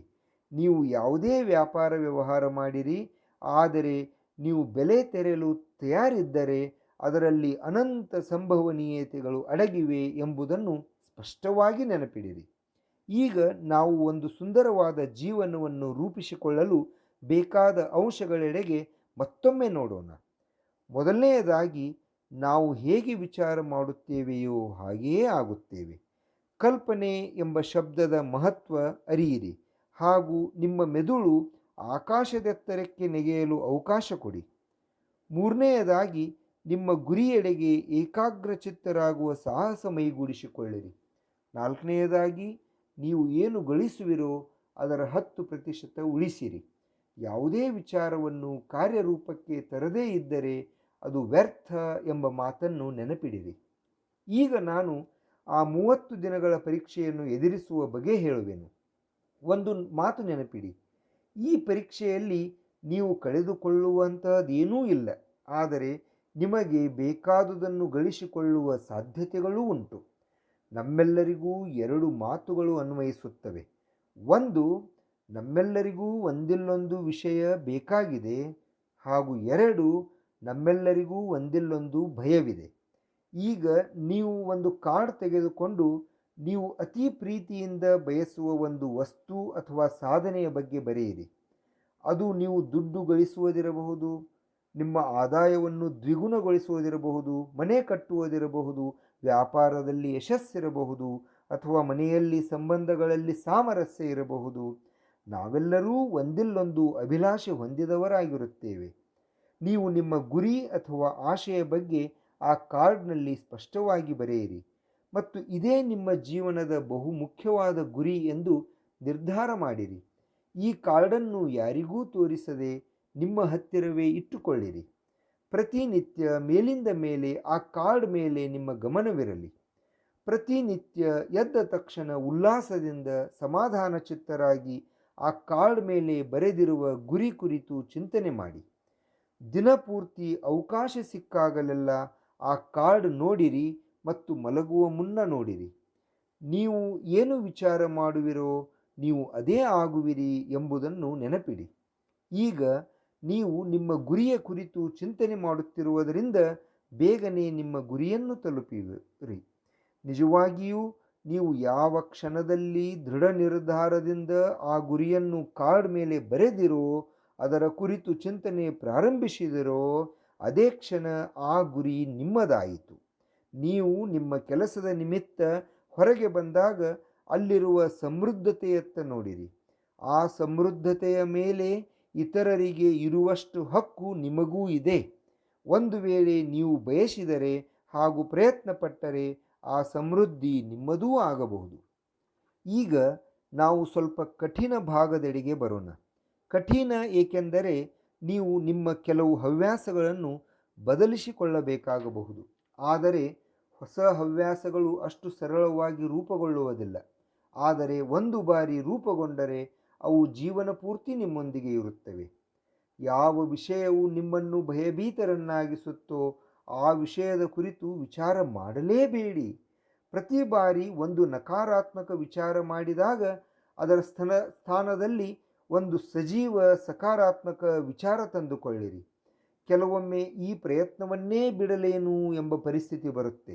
ಏಕೆಂದರೆ ಮನುಷ್ಯನು ಸಕಾರಾತ್ಮಕತೆ ಬದಲಾಗಿ ನಕಾರಾತ್ಮಕವಾಗಿ ವಿಚಾರ ಮಾಡುವುದು ಸಹಜವಾಗಿದೆ. ಇದೇ ಕಾರಣದಿಂದಾಗಿ ಕೇವಲ 5% ಜನರು ಮಾತ್ರ ಯಶಸ್ವಿ ವ್ಯಕ್ತಿಗಳಾಗುತ್ತಾರೆ. ನೀವು ಈ 5% ವ್ಯಕ್ತಿಗಳೊಂದಿಗೆ ಸ್ಥಾನ ಪಡೆಯಲು ಪ್ರಯತ್ನಿಸಬೇಕು ಮತ್ತು ಈ 30 ದಿನಗಳ ಕಾಲ ನಿಮ್ಮ ಮೆದುಳಿನ ಸಂಪೂರ್ಣ ನಿಯಂತ್ರಣ ನಿಮ್ಮ ಕೈಯಲ್ಲಿಯೇ ಇರಬೇಕು. ಈ ಸಂದರ್ಭದಲ್ಲಿ ನೀವು ಅನುಮತಿ ನೀಡಿದ್ದನ್ನಷ್ಟೇ ನಿಮ್ಮ ಮೆದುಳು ವಿಚಾರ ಮಾಡಬೇಕು. ಈ 30 ದಿನಗಳ ಅವಧಿಯಲ್ಲಿ ನಿಮ್ಮ ಶಕ್ತಿ ಮೀರಿ ನೀವು ಕೆಲಸ ಮಾಡಿರಿ. ಈ ಅವಧಿಯಲ್ಲಿ ಉತ್ಸಾಹಿ ಹಾಗೂ ಸಕಾರಾತ್ಮಕ ವಾತಾವರಣ ನಿರ್ಮಿಸಿಕೊಳ್ಳಿ. ನಿಮ್ಮ ಶ್ರಮಕ್ಕೆ ತಕ್ಕ ಹಾಗೆ ನಿಮಗೆ ಪ್ರತಿಫಲ ದೊರೆಯುವುದು ಎಂಬ ಭರವಸೆಯೊಂದಿಗೆ ಕಾರ್ಯಪ್ರವೃತ್ತರಾಗಿ. ಯಾವ ಕ್ಷಣದಲ್ಲಿ ನೀವು ಒಂದು ನಿಶ್ಚಿತ ಗುರಿಯತ್ತ ಪಯಣ ಬೆಳೆಸುತ್ತೀರೋ ಆ ಕ್ಷಣದಲ್ಲಿಯೇ ನೀವು ಯಶಸ್ವಿ ವ್ಯಕ್ತಿಗಳಾಗುವಿರಿ. ಏಕೆಂದರೆ ತಾವು ಯಾವ ದಿಕ್ಕಿನೆಡೆಗೆ ನಡೆದಿರುವಿರೋ ಎಂಬುದನ್ನು ನಿಶ್ಚಿತವಾಗಿ ಬಲ್ಲ ಸಫಲ ವ್ಯಕ್ತಿಗಳ ಶ್ರೇಣಿಯಲ್ಲಿ ನೀವು ಬಂದಿರುವಿರಿ. ಒಂದು ನಿರ್ದಿಷ್ಟ ಗುರಿಯನ್ನು ನಿರ್ಧರಿಸುವುದರೊಂದಿಗೆ ನೀವು ಆ ಉನ್ನತ 5% ವ್ಯಕ್ತಿಗಳ ಸಾಲಿನಲ್ಲಿ ನಿಂತಿರುವಿರಿ. ಈ ನಿರ್ಧರಿಸಿದ ಗುರಿಯನ್ನು ಹೇಗೆ ತಲುಪಬೇಕು ಎಂಬ ಚಿಂತೆಯಲ್ಲಿ ನಿಮ್ಮನ್ನು ಸಿಲುಕಿಸಬೇಡಿ. ನಿಮಗಿಂತಲೂ ಶಕ್ತಿಶಾಲಿಯಾದ ಆ ವಿಶ್ವಶಕ್ತಿಗೆ ಅದರ ಭಾರ ಒಪ್ಪಿಸಿಬಿಡಿ. ನೀವು ಎಲ್ಲಿ ಯಾವ ದಿಕ್ಕಿನೆಡೆಗೆ ಸಾಗುತ್ತಿರುವಿರಿ ಎಂಬ ಲಕ್ಷ್ಯ ಮಾತ್ರವಿರಲಿ. ನೀವು ನಡೆಯುವ ದಾರಿಯಲ್ಲಿ ಬರುವ ಎಲ್ಲ ಸಮಸ್ಯೆಗಳಿಗೆ ಉತ್ತರಗಳು ತಾವಾಗಿಯೇ ಲಭಿಸುವವು. ನೀವು ಧರ್ಮೋಪದೇಶದ ಈ ಮಾತುಗಳನ್ನು ಪರೀಕ್ಷೆಯ ಈ ದಿನಗಳಲ್ಲಿ ಲಕ್ಷ್ಯದಲ್ಲಿಡಿರಿ. ಪ್ರಶ್ನೆಯನ್ನು ಕೇಳಿರಿ, ನಿಮಗೆ ಉತ್ತರ ಖಂಡಿತ ದೊರೆಯುತ್ತೆ. ಹುಡುಕಿರಿ, ಅದು ನಿಮಗೆ ದೊರೆಯುತ್ತೆ. ಬಾಗಿಲು ತಟ್ಟಿರಿ, ದ್ವಾರವು ನಿಮಗಾಗಿ ತೆರೆಯುತ್ತೆ. ಏಕೆಂದರೆ ಯಾರಿಗೆ ನಿಜವಾದ ಜಿಜ್ಞಾಸೆ ಇದೆಯೋ ಅವರಿಗೆ ಉತ್ತರ ದೊರೆಯುತ್ತೆ. ಯಾರು ಹುಡುಕುತ್ತಾರೋ ಅವರಿಗೆ ಸಿಗುತ್ತೆ. ಈ ಶಬ್ದಗಳು ಎಷ್ಟು ಸಹಜವಾಗಿವೆಯೋ ಅಷ್ಟೇ ಚಮತ್ಕಾರಿಯಾಗಿವೆ ಕೂಡ. ಈ ಸಿದ್ಧಾಂತವು ಬಹಳ ಸರಳವಾಗಿದೆ, ಆದರೆ ನಮ್ಮ ಕಠಿಣ ಶಬ್ದಗಳಲ್ಲಿ ಸಿಲುಕಿ ಸಂಕೀರ್ಣವಾಗಿದೆ. ಈ 30 ದಿನಗಳ ಅವಧಿಯಲ್ಲಿ ನಿಮ್ಮ ಮುಂದೆ ಒಂದು ಸ್ಪಷ್ಟ ಗುರಿ ಇರಲಿ ಹಾಗೂ ಅದನ್ನು ಸಾಧಿಸುವ ಅಚಲ ವಿಶ್ವಾಸವಿರಲಿ. ಯಾವುದೇ ಕ್ಷೇತ್ರವಿರಲಿ, ನೀವು ಈ ಹಿಂದೆಂದೂ ತೋರಿಸದಂತಹ ಉತ್ಕೃಷ್ಟ ಪ್ರದರ್ಶನ ನಿಮ್ಮದಾಗಿರಲಿ. ಪ್ರತಿದಿನ ಎದ್ದ ತಕ್ಷಣ ನಿಮ್ಮ ಗುರಿಯನ್ನು ನಿಮ್ಮ ಕಣ್ಣೆದುರಿಗೆ ತರುವ ಅಭ್ಯಾಸದಿಂದ ನಿಮ್ಮ ಜೀವನದ ಹೊಸ ರೂಪವನ್ನು ನೀವು ನೋಡುವಿರಿ. ಪ್ರಸಿದ್ಧ ಸಂಪಾದಕಿ ಹಾಗೂ ಲೇಖಕಿಯಾದ ಡೊರೋತಿ ಬ್ರ್ಯಾಂಡ್ ಅವರು ಈ ವಿಷಯದಲ್ಲಿ ಅನ್ವೇಷಣೆ ಮಾಡಿದ್ದಾರೆ. ವೇಕಪ್ ಆ್ಯಂಡ್ ಲಿವ್ ಎಂಬ ಪುಸ್ತಕದಲ್ಲಿ ಅವರು ಈ ಕುರಿತು ಬರೆದಿದ್ದಾರೆ. ಅವರ ಇಡೀ ಜೀವನದ ಅನ್ವೇಷಣೆ, ಚಿಂತನ ಮಂಥನದ ಸಾರವೇ ಅದರಲ್ಲಿ ಅಡಗಿದೆ. ಅಯಶಸ್ವಿಯಾಗುವುದು ಅಸಾಧ್ಯ ಎಂಬಂತೆ ಕೆಲಸ ಮಾಡಿರಿ. ಡೊರೋತಿಯವರು ತಮ್ಮ ಪರೀಕ್ಷಾ ಅವಧಿಯನ್ನು ಪ್ರಾಮಾಣಿಕತೆಯಿಂದ ಹಾಗೂ ವಿಶ್ವಾಸದಿಂದ ಪೂರ್ಣ ಮಾಡಿದರು, ಹಾಗೂ ಅವರು ಪಡೆದ ಆಶ್ಚರ್ಯಕರ ಯಶಸ್ಸು ಅವರ ಜೀವನವನ್ನೇ ಬದಲಿಸಿತು. ಈಗ ನೀವು ಈ 30 ದಿನಗಳ ಪರೀಕ್ಷೆಯನ್ನು ಎದುರಿಸಿ. ಆದರೆ ಈ ಪರೀಕ್ಷೆ ಎದುರಿಸಲು ನೀವು ಮಾನಸಿಕ ರೂಪದಿಂದ ಸಂಪೂರ್ಣವಾಗಿ ತಯಾರಿದ್ದೀರಿ ಎಂಬ ಮಾತು ನೆನಪಿರಲಿ. ದೃಢ ನಿರ್ಧಾರದಿಂದ ನಿಮ್ಮ ವಿಶ್ವಾಸವೂ ಹೆಚ್ಚಿದೆ ಎಂದು ನೀವು ಗಮನಿಸುವಿರಿ. ದೃಢ ನಿರ್ಧಾರ ಹಾಗೂ ವಿಶ್ವಾಸ ಒಂದು ರೀತಿಯ ಪರ್ಯಾಯ ಪದಗಳೇ ಆಗಿವೆ. ನಿಮ್ಮಲ್ಲಿ ವಿಶ್ವಾಸ ಇರದಿದ್ದರೆ ನೀವು ಶ್ರದ್ಧೆಯಿಂದ ಕಾರ್ಯ ಮಾಡಲಾರಿರಿ. ಒಂದು ವೇಳೆ ಈ 30 ದಿನಗಳ ಅವಧಿಯಲ್ಲಿ ಯಾವುದೋ ಕಾರಣದಿಂದ ನೀವು ಅಸಫಲರಾದರೆ ಮತ್ತೆ ಮೊದಲ ದಿನದಿಂದ ಪ್ರಾರಂಭಿಸಿ. ಈ ಹವ್ಯಾಸವು ನಿಮ್ಮಲ್ಲಿ ಸಾಕಷ್ಟು ಬದಲಾವಣೆ ತರುತ್ತೆ. ಎಲ್ಲವನ್ನೂ ಸಾಧ್ಯವಾಗಿಸಬಲ್ಲ ವಿರಳಾತಿ ವಿರಳ ವ್ಯಕ್ತಿಗಳ ಸಾಲಿನಲ್ಲಿ ನೀವು ನಿಲ್ಲುವಿರಿ. ನೀವು ನಿಮ್ಮ ಗುರಿಯ ಕಾಡನ್ನು ಮರೆಯಬೇಡಿರಿ. ನೀವು ಜೀವಿಸುವ ಈ ಹೊಸ ರೀತಿಯನ್ನು ಪ್ರಾರಂಭಿಸಿದ ಮೇಲೆ ಆ ಕಾರ್ಡ್ ಅತ್ಯಂತ ಮಹತ್ವಪೂರ್ಣವಾಗಿದೆ. ಆ ಕಾರ್ಡ್ನ ಒಂದು ಬದಿಯಲ್ಲಿ ನಿಮ್ಮ ಸ್ಪಷ್ಟ ಗುರಿಯನ್ನು ಬರೆಯಿರಿ ಹಾಗೂ ಇನ್ನೊಂದು ಬದಿಯಲ್ಲಿ ಧರ್ಮೋಪದೇಶದ ಸಾಲುಗಳಾದ ಪ್ರಶ್ನೆ ಕೇಳಿರಿ, ಉತ್ತರ ಪಡೆಯಿರಿ, ಹುಡುಕಿರಿ, ಪಡೆಯಿರಿ, ಬಾಗಿಲು ತಟ್ಟಿರಿ, ದ್ವಾರ ತೆರೆಯುತ್ತೆ ಎಂಬುದನ್ನು ಬರೆಯಿರಿ. ಪರೀಕ್ಷೆಯ ಈ ಅವಧಿಯಲ್ಲಿ ಸಮಯ ದೊರೆತಾಗಲೆಲ್ಲ ಪ್ರೇರಣಾದಾಯಕ ಪುಸ್ತಕಗಳನ್ನು ಓದಿರಿ. ಅದು ನಿಮಗೆ ತುಂಬ ಉಪಯೋಗವಾಗುತ್ತೆ. ಒಂದು ಪ್ರೇರಣೆ ಇಲ್ಲದೆ ಜೀವನದಲ್ಲಿ ಯಾವ ಮಹತ್ಕಾರ್ಯವೂ ಘಟಿಸುವುದಿಲ್ಲ. ಈ ಪರೀಕ್ಷೆಯ ಅವಧಿಯಲ್ಲಿ ನಿಮ್ಮ ಪ್ರೇರಣೆಯು ಅತಿ ಎತ್ತರದ ಮಟ್ಟದಲ್ಲಿ ಇರುವಂತೆ ನೋಡಿಕೊಳ್ಳಿ. ಎಲ್ಲಕ್ಕಿಂತ ಮುಖ್ಯವಾಗಿ ಚಿಂತೆ ಮಾಡಬೇಡಿರಿ, ಏಕೆಂದರೆ ಚಿಂತೆಯಿಂದ ಭಯ ಹುಟ್ಟುತ್ತೆ ಹಾಗೂ ಭಯದಿಂದ ಜೀವನವು ಅಂತ್ಯಗೊಳ್ಳುತ್ತೆ. ನೆನಪಿಡಿ, ನಿಮ್ಮ ಗುರಿಯು ಸದಾ ನಿಮ್ಮ ಕಣ್ಣು ಮುಂದಿರಲಿ. ಉಳಿದ ಎಲ್ಲವೂ ತಾನೇ ವ್ಯವಸ್ಥೆಯಾಗುತ್ತೆ. ಯಾವಾಗಲೂ ಶಾಂತ ಹಾಗೂ ಪ್ರಸನ್ನ ಚಿತ್ತರಾಗಿರಿ. ಯಾವುದೇ ಚಿಕ್ಕ ಪುಟ್ಟ ವಿಷಯಗಳು ನಿಮ್ಮನ್ನು ಬಾಧಿಸದಿರಲಿ. ನಿಮ್ಮ ದಾರಿಯಿಂದ ನಿಮ್ಮನ್ನು ವಿಮುಖಗೊಳಿಸದಿರಲಿ. ಕೆಲವೊಬ್ಬರಿಗೆ ಈ ಪರೀಕ್ಷೆ ಕಠಿಣವೆನಿಸಿ ಇದು ನನಗೆ ಬೇಕಾಗಿಲ್ಲ ಎನಿಸಬಹುದು. ನೋಡಿ, ಜೀವನದಲ್ಲಿ ಯಾರೂ ಅಸಫಲರಾಗಲು ಬಯಸುವುದಿಲ್ಲ. ಯಾರೂ ತಮ್ಮ ಜೀವನವು ಚಿಂತೆ ಭಯಗಳಿಂದ ತುಂಬಿರಲಿ ಎಂದು ಬಯಸುವುದಿಲ್ಲ. ಆದ್ದರಿಂದ ನೀವು ಏನನ್ನು ಬಿತ್ತುವಿರೋ ಅದೇ ಬೆಳೆ ಪಡೆಯುವಿರಿ ಎಂಬ ಮಾತು ನೆನಪಿರಲಿ. ಒಂದು ವೇಳೆ ನೀವು ನಕಾರಾತ್ಮಕ ವಿಚಾರಗಳನ್ನು ಬಿತ್ತಿದರೆ ನಕಾರಾತ್ಮಕ ವಿಷಯಗಳೇ ನಿಮ್ಮ ಜೀವನದಲ್ಲಿ ತುಂಬುವವು. ಒಂದು ವೇಳೆ ನೀವು ಸಕಾರಾತ್ಮಕ ವಿಚಾರಗಳನ್ನು ಬಿತ್ತಿದರೆ ನಿಮ್ಮ ಜೀವನವು ಶಾಂತ ಹಾಗೂ ಸಮೃದ್ಧ ಹಾಗೂ ಸಫಲತೆಯಿಂದ ಕೂಡಿರುತ್ತೆ. ಇನ್ನೊಂದು ಮಾತೆಂದರೆ, ನಾವು ಕೇಳಿದ ವಿಷಯಗಳು ಕಾಲಾಂತರದಲ್ಲಿ ಮರೆತು ಹೋಗಿಬಿಡುತ್ತವೆ. ಆದ್ದರಿಂದ ಈ ಆಡಿಯೋವನ್ನು ಮತ್ತೆ ಮತ್ತೆ ಕೇಳುತ್ತೀರಿ ಹಾಗೂ ಹೊಸ ಸಕಾರಾತ್ಮಕ ಹವ್ಯಾಸಗಳನ್ನು ರೂಪಿಸಿಕೊಳ್ಳಿ. ಆಗಾಗ ನಿಮ್ಮ ಪರಿವಾರದೊಂದಿಗೆ ಕುಳಿತು ಇದನ್ನು ಕೇಳಿಸಿಕೊಳ್ಳಿ. ನಿಮಗೆ ಸಾಕಷ್ಟು ಜನ ಹೇಳಬಹುದು, ನಾವು ಈ ರಹಸ್ಯವನ್ನು ತಿಳಿದುಕೊಳ್ಳುವ ಗೋಜಿಗೆ ಹೋಗಲಾರದೆ ಹಣ ಗಳಿಸುತ್ತೇವೆ ಎಂದು.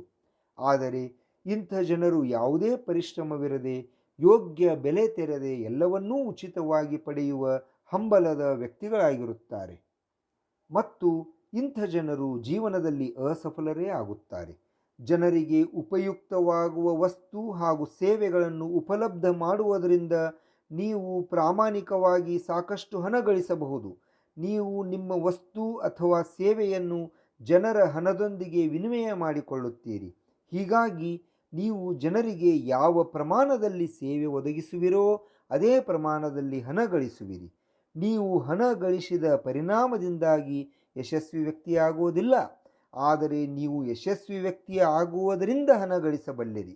ಮತ್ತು ಯಶಸ್ಸು ನಮ್ಮ ಪರಿಶ್ರಮಕ್ಕೆ ತಕ್ಕ ಹಾಗೆಯೇ ಇರುತ್ತೆ.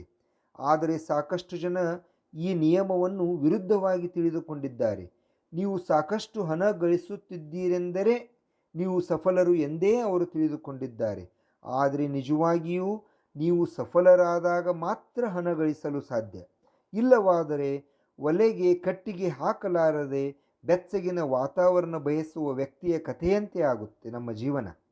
ಇಂದು ಜಗತ್ತಿನಲ್ಲಿ ಕೋಟ್ಯಾವಧಿ ಜನ ಇದೇ ಭ್ರಮೆಯಲ್ಲಿ ಇದ್ದಾರೆ. ಆದರೆ ಇಂಧನವನ್ನು ನೀಡಲಾಗದೆ ಶಕ್ತಿ ಉತ್ಪಾದನೆ ಆದೀತೆ? ಇಲ್ಲ. ಹಾಗೆಯೇ ನಾವು ಜನರ ಸೇವಾ ಕಾರ್ಯಗಳಲ್ಲಿ ತೊಡಗಿಕೊಂಡಾಗ ಮಾತ್ರ ಹಣದ ಆಶೆಯನ್ನು ಹೊಂದಬಹುದು. ಆದರೂ ನೀವು ನಿಮ್ಮನ್ನು ಹಣದೊಂದಿಗೆ ಜೋಡಿಸಿಕೊಳ್ಳಬೇಡಿ. ಅದರ ಬದಲಾಗಿ ನಿಮ್ಮನ್ನು ಪರಿಶ್ರಮ, ಸೇವಾ ಕಾರ್ಯ, ಕನಸುಗಳು ಹಾಗೂ ಅವುಗಳನ್ನು ಸಾಕಾರಗೊಳಿಸುವ ಇಚ್ಛೆಯೊಂದಿಗೆ ಜೋಡಿಸಿಕೊಳ್ಳಿ. ನೀವು ಹೀಗೆ ಮಾಡಿ ನೋಡಿ, ನಂತರ ನಿಮ್ಮ ಹತ್ತಿರ ಸಾಕಷ್ಟು ಸಮೃದ್ಧಿ ಬರುತ್ತೆ. ಸಮೃದ್ಧಿಯು ಪರಸ್ಪರ ವಿನಿಮಯದ ನಿಯಮದ ಮೇಲೆ ಆಧಾರವಾಗಿದೆ. ಯಾವುದೇ ವ್ಯಕ್ತಿ ಪರಿಶ್ರಮ ಮತ್ತು ಸೇವೆಯನ್ನು ನೀಡುತ್ತಾನೋ ಅದರ ವಿನಿಮಯವಾಗಿ ಆತ ಸಮೃದ್ಧಿಯನ್ನೇ ಪಡೆಯುತ್ತಾನೆ. ಕೆಲವೊಮ್ಮೆ ಹೀಗೂ ಆಗಬಹುದು, ನೀವು ಯಾರಿಗೆ ಸೇವೆಯನ್ನು ನೀಡಿದ್ದೀರೋ ನಿಮಗೆ ಅವರಿಂದಲೇ ಲಾಭ ಸಿಗದಿರಬಹುದು, ಆದರೆ ಮತ್ತೊಬ್ಬರಿಂದ ಸಿಗಬಹುದು. ಏಕೆಂದರೆ ಒಂದು ನಿಯಮವಿದೆ, ಪ್ರತಿಕ್ರಿಯೆಗೆ ಸಮಾನ ಹಾಗೂ ವಿರುದ್ಧಾತ್ಮಕ ಪ್ರತಿಕ್ರಿಯೆ ಇರುತ್ತದೆ. ಈ 30 ದಿನಗಳ ಪರೀಕ್ಷಾ ಅವಧಿಯಲ್ಲಿ ನೀವು ಎಷ್ಟು ಪ್ರಮಾಣದಲ್ಲಿ ಸೇವೆ ಸಲ್ಲಿಸಿದ್ದೀರೋ ಅಷ್ಟೇ ಪ್ರಮಾಣದಲ್ಲಿ ನಿಮಗೆ ಯಶಸ್ಸು ದೊರೆಯುವುದು. ಮತ್ತು ದುಡ್ಡು ನಿಮ್ಮ ಸೇವೆಯನ್ನು ಅಳೆಯುವ ಒಂದು ಪರಿಮಾಣವಷ್ಟೇ ಆಗಿದೆ. ಯಾವುದೇ ವ್ಯಕ್ತಿ ಇನ್ನೊಬ್ಬರ ಸಮೃದ್ಧಿಗೆ ಸಹಕರಿಸದ ಹೊರತು ತಾನು ಸಮೃದ್ಧನಾಗಲು ಸಾಧ್ಯವೇ ಇಲ್ಲ. ಈ ನಿಯಮ ತಪ್ಪಲು ಸಾಧ್ಯವೇ ಇಲ್ಲ. ಒಂದು ಬಾರಿ ಈ ನಿಯಮವನ್ನು ಸರಿಯಾಗಿ ಅರ್ಥ ಮಾಡಿಕೊಂಡರೆ ಯಾವುದೇ ವಿಚಾರವಂತ ವ್ಯಕ್ತಿ ತನ್ನ ಭಾಗ್ಯವನ್ನು ಸ್ವಯಂ ಬದಲಿಸಿಕೊಳ್ಳಬಲ್ಲನು. ಅವನಿಗೆ ಇನ್ನಷ್ಟು ಹೆಚ್ಚು ಉಪಲಬ್ಧಿಯ ಅಭಿಲಾಷೆ ಇದ್ದರೆ ಅವನು ತನ್ನ ಸೇವೆಯ ಪ್ರಮಾಣವನ್ನು ಇನ್ನಷ್ಟು ಹೆಚ್ಚಿಸಬೇಕು. ಮತ್ತು ಅವನಿಗೆ ಕಡಿಮೆ ಅಭಿಲಾಷೆ ಇದ್ದರೆ ಸೇವೆಯ ಪ್ರಮಾಣವನ್ನು ಕಡಿಮೆಗೊಳಿಸಬೇಕು. ನಿಮ್ಮ ಇಚ್ಛೆ ಹಾಗೂ ಅವಶ್ಯಕತೆಗಳನ್ನು ಪೂರೈಸಿಕೊಳ್ಳಬೇಕಾದರೆ ಇದೇ ನೀವು ಕೊಡಬೇಕಾದ ಬೆಲೆಯಾಗಿದೆ. ನೀವು ಇನ್ನೊಬ್ಬರನ್ನು ಶೋಷಣೆ ಮಾಡಿ ಎಂದೂ ಯಶಸ್ವಿ ವ್ಯಕ್ತಿಯಾಗಲಾರಿರಿ. ಇದನ್ನು ನೀವು ಉಸಿರಾಟದ ಕ್ರಿಯೆಗೆ ಹೋಲಿಸಬಹುದು. ನೀವು ಎಷ್ಟು ಉಸಿರು ಹೊರಹಾಕುತ್ತೀರೋ ಅಷ್ಟೇ ಉಸಿರು ಒಳಬರಲು ಸಾಧ್ಯ. ಈ ನಿಯಮವನ್ನು ಬದಲಿಸುವುದು ಅಸಂಭವವೇ ಆಗಿದೆ. ಓರ್ವ ಪ್ರಖ್ಯಾತ ಮನಃಶಾಸ್ತ್ರಜ್ಞನು 6 ಸೂತ್ರಗಳನ್ನು ನೀಡಿದ್ದಾರೆ. ಮೊದಲನೆಯದಾಗಿ, ಒಂದು ಸ್ಪಷ್ಟ ಗುರಿಯನ್ನು ನಿರ್ಧರಿಸಿ. ಎರಡನೆಯದಾಗಿ, ನಿಮ್ಮನ್ನು ಹಿಂದೆಳೆಯುವ ನಕಾರಾತ್ಮಕ ವಿಚಾರಗಳನ್ನು ತ್ಯಜಿಸಿರಿ. ಮೂರನೆಯದಾಗಿ, ನೀವು ಯಶಸ್ವಿಯಾಗಲು ಸಾಧ್ಯವಿಲ್ಲ ಎಂಬ ವಿಚಾರಗಳಿಗೆ ಪುಷ್ಟಿ ನೀಡುವ ಸಂಶಯಗಳನ್ನು ಕಿತ್ತೊಗೆಯಿರಿ. ಅವುಗಳ ಬದಲಾಗಿ ನೀವು ಸಫಲರಾಗಬಹುದಾದ ಕಾರಣಗಳ ಕುರಿತು ವಿಚಾರ ಮಾಡಿರಿ. ಒಂದು ವೇಳೆ ನಕಾರಾತ್ಮಕ ವಿಚಾರಗಳ ಒತ್ತಡ ಹೆಚ್ಚಾದರೆ ನೀವು ನಿಮ್ಮ ಬಾಲ್ಯದ ದಿನಗಳವರೆಗೆ ಯೋಚಿಸಿ ನೋಡಿ, ಆ ನಕಾರಾತ್ಮಕತೆ ಎಲ್ಲಿಂದ ಬರುತ್ತಿದೆ ಎಂದು. ನಿಮ್ಮ ಯಶಸ್ಸಿಗೆ ಸ್ಫೂರ್ತಿ ನೀಡುವ ನಿಮ್ಮ ಆದರ್ಶ ವ್ಯಕ್ತಿಯ ಗುಣ ವಿಶೇಷಗಳನ್ನು ಬರೆದು ಅವುಗಳನ್ನು ಧಾರಣೆ ಮಾಡಿಕೊಳ್ಳಿರಿ. ನೀವು ಯಾವ ಆದರ್ಶ ಸಫಲ ವ್ಯಕ್ತಿಯ ಅನುಕರಣೆ ಮಾಡಬೇಕೆಂದಿರುವಿರೋ ಆ ವ್ಯಕ್ತಿಯ ಸ್ಥಾನದಲ್ಲಿ ಸ್ವಯಂ ನಿಮ್ಮನ್ನೇ ಇಟ್ಟು ವಿಚಾರಿಸಿ ಹಾಗೂ ಹಾಗೆಯೇ ಅಭಿನಯಿಸಿ. ಮನುಕುಲದ ಜ್ಞಾನದ ಇತಿಹಾಸದಲ್ಲಿ ಜ್ಞಾನಿಗಳು ಹೇಳಿರುವ ಮಾತುಗಳನ್ನು ಅಪ್ಪಿಕೊಳ್ಳಿರಿ. ನೀವು ಏನಾಗಬೇಕೆಂದು ಬಯಸಿರುವಿರೋ ಅದಕ್ಕೆ ತಕ್ಕ ಬೆಲೆ ನೀಡಿರಿ. ಓರ್ವ ಅಯಶಸ್ವಿ ವ್ಯಕ್ತಿಯಾಗಿ ಜೀವಿಸುವುದಕ್ಕಿಂತಲೂ ಈ ಪರೀಕ್ಷೆಯನ್ನು ಯಶಸ್ವಿಯಾಗಿ ಎದುರಿಸುವುದು ಕಠಿಣವೇನಲ್ಲ. ಈ 30 ದಿನಗಳ ಪರೀಕ್ಷೆಯನ್ನು ಮತ್ತೆ ಮತ್ತೆ ಎದುರಿಸಿ. ಅದು ನಿಮ್ಮ ಆತ್ಮಗತ ರಕ್ತಗತ ಆಗೇ ಆಗುತ್ತೆ. ಮುಂದೊಂದು ದಿನ ನೀವು ನಿಮ್ಮ ಈ ಹಿಂದಿನ ಜೀವನವನ್ನು ಹೇಗೆ ನಿರರ್ಥಕವಾಗಿ ಕಳೆಯುತ್ತಿದ್ದೀರಿ ಎಂದು ನಿಮಗೆ ಅರ್ಥವಾಗುತ್ತೆ. ಇನ್ನು ಈ ಹೊಸ ರೀತಿಯ ಜೀವನ ಜೀವಿಸಲು ಪ್ರಾರಂಭಿಸಿರಿ. ಸಮೃದ್ಧಿಯ ದ್ವಾರವು ನಿಮಗಾಗಿ ತೆರೆದುಕೊಳ್ಳುತ್ತೆ. ದಶ ದಿಕ್ಕುಗಳಿಂದಲೂ ಸುಖ, ಶಾಂತಿ, ಪ್ರಗತಿ, ಸಮೃದ್ಧಿ ನಿಮ್ಮೆಡೆಗೆ ಹರಿದು ಬರಲು ಪ್ರಾರಂಭಿಸುತ್ತೆ. ಇದು ಕನಸೋ ನನಸೋ ಎಂದು ನಿಮಗೆ ಅನ್ನಿಸುವುದು. ಹಣವಂತೂ ಸಾಕಷ್ಟು ದೊರೆಯುತ್ತೆ. ಅದರೊಂದಿಗೆ ಶಾಂತಿ, ಸಮಾಧಾನಗಳೂ ದೊರೆಯುತ್ತವೆ. ಈ ಅದ್ಭುತ ನಿಯಮವನ್ನು ಅಳವಡಿಸಿಕೊಂಡು ನೀವು ಕೂಡ ಶಾಂತಿ, ಸಮೃದ್ಧಿ, ಆನಂದದಿಂದ ಜೀವಿಸುತ್ತಿರುವ ವಿರಳಾತಿ ವಿರಳ ವ್ಯಕ್ತಿಗಳ ಸಾಲಿನಲ್ಲಿ ನಿಲ್ಲುವಿರಿ. ಇಂದೇ ಪ್ರಾರಂಭಿಸಿ. ನೆನಪಿಡಿ, ನೀವು ಕಳೆದುಕೊಳ್ಳುವಂತಹದ್ದು ಏನೂ ಇಲ್ಲ. ಆದರೆ ಪಡೆದರೆ ಸಂಪೂರ್ಣ ಹೊಸ ಜೀವನವನ್ನೇ ಪಡೆಯುವಿರಿ. ನಿಮ್ಮೆಲ್ಲರ ಯಶಸ್ವಿ ಜೀವನಕ್ಕೆ ಅರ್ಲ್ ನೈಟಿಂಗೇಲ್ರೊಂದಿಗೆ ಗಿರೀಶ್ ಮುತ್ತೂರಿಯವರ ಶುಭ ಹಾರೈಕೆಗಳು. ಧನ್ಯವಾದ.